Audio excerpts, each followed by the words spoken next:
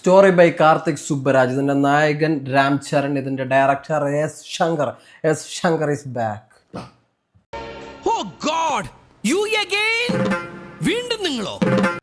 ഇതിന്റെ ബഡ്ജറ്റ് 500 കോടി. 500 കോടിടാ പോനാ തിരുമ്പി വരുമാ. 2.25 മണിക്കൂറുണ്ട് ഈ സിനിമ. അപ്പം നമുക്ക് ഗെയിം ചേഞ്ചറിലേക്ക് പോവാം. ഓക്കെ, നമുക്കിനി സിനിമയിലേക്ക് പോവാം. സിനിമയിലെ പ്രധാന കഥാപാത്രങ്ങളായിട്ട് പറയാനുള്ളത് ഒന്ന് രാം ചരൺ, അത് കഴിഞ്ഞ് കിയാര അദ്വാനി എന്ന് പറഞ്ഞുള്ള നടിയുണ്ട്, ഹിന്ദി നടിയാണ്, ഹിന്ദി ആയിരിക്കും. അത് കഴിഞ്ഞിട്ട് അഞ്ജലി, SJ സൂര്യ. അങ്ങേര് പൊളിയാണ് കേട്ടോ, അങ്ങേര് വേറെ ലെവലായിട്ട് അഭിനയിച്ചിട്ടുണ്ട്. അങ്ങേര് സ്ക്രീൻ അങ്ങനെ ആക്ടിങ് അറിയില്ല, പറയാനായിട്ട് കാര്യമില്ല. അത് കഴിഞ്ഞിട്ട് ജയറാമുണ്ട്. ജയറാമിന് അത്യാവശ്യം കുഴപ്പമില്ലാത്ത റോളാണ് കൊടുത്തിട്ടുണ്ട്, പക്ഷെ നന്നായിട്ട് അഭിനയിച്ചിട്ടുണ്ട്, കോമഡി ആയിട്ടാണ്. അത് കഴിഞ്ഞിട്ട് സുനിലിനൊക്കെ അറിയായിരിക്കും, പുഷ്പയിൽ മംഗല ശിവായിട്ട് അഭിനയിച്ചിട്ടുള്ള പുള്ളിയുടെ ഇൻട്രോ ഒക്കെ വൻ തോൽവിയാണ്. നടൻ്റെ ഇൻട്രോ, നായകൻ്റെ ഇൻട്രോയെ തോൽവിയാണ്. അപ്പോഴാണ് പുള്ളി ഇങ്ങനെ ചരിങ്ങി നടക്കും, എന്തോ പ്രസവിച്ച സമയത്ത് എന്തോ ചരിങ്ങി എന്താണ് വന്നതെന്ന് പറഞ്ഞ് ഒരു തൊലിങ്ങിയ കോമഡി. ഇതിലുള്ള ഇൻട്രോ ബെസ്റ്റ് ഇൻട്രോ ആയിരുന്നു, എനിക്ക് ഇഷ്ടപ്പെട്ടില്ല. ഇൻട്രോ ഒക്കെ ഭയങ്കര ക്രിഞ്ചായിരുന്നു കേട്ടോ, ഒരു വായിക്കില്ല. പുള്ളിയിലുള്ള കോസ്റ്റ്യൂമേ ഉള്ളൂരായിരുന്നു. അതുകൊണ്ട് ഇതിൽ പൈസ മുടക്കിയിട്ടുള്ളത് ടോട്ടൽ 500 കോടിയാണ് മുടക്കിയിട്ടുള്ളത് ഈ സിനിമയ്ക്ക് വേണ്ടി. പാട്ടിന് വേണ്ടി മാത്രം 4-5 പാട്ടുണ്ട്, ഇതിനു വേണ്ടി മാത്രം 75 കോടി മുടക്കും. ശങ്കറിനെ അറിയാമല്ല, പഴയ അണ്ടങ്കൊക്കെ കൊണ്ടക്കാരിയിലുള്ള സെയിം സാധനങ്ങളൊക്കെ പെയിൻ്റ് അടിച്ച് കുറേ കളർഫുള്ളായിരിക്കും, പിന്നെ കുറേ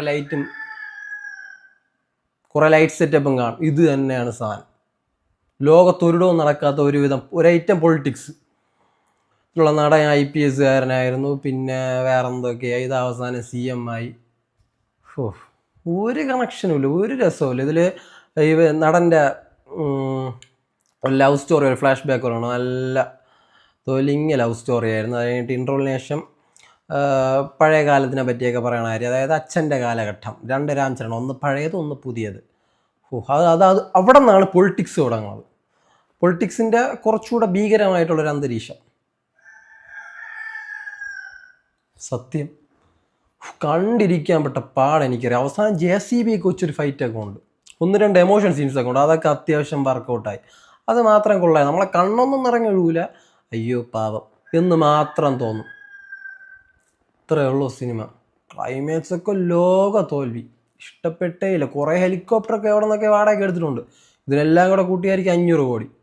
ശങ്കറിനെ ആരോ കാര്യമായിട്ട് പ്രോത്സാഹിപ്പിക്കുന്നുണ്ട്. എടുക്കണ എല്ലാ കൂതറപ്പടമാണെങ്കിലും പറയുന്നുണ്ട്, എടാ കിഡിലാണ് നീ എടുത്തിരിക്കുന്നത്, ഇതേപോലെ ഇനിയും എടുക്കണം. അത് കേട്ടാണ് പുള്ളി എടുക്കുന്നത്.